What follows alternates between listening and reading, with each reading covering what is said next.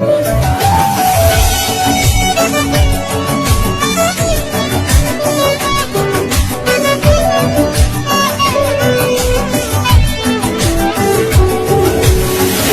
ölümden utandım, derdim bilmedim ama sen sevdin Zübeyir, sen beni sevmedin ama her şey bir anda oldu, sevgimiz özüm bitirdim.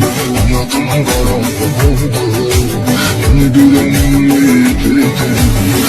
Benim sensin, hayatı kurtarmış dünya, güveneceğim adam yoktu.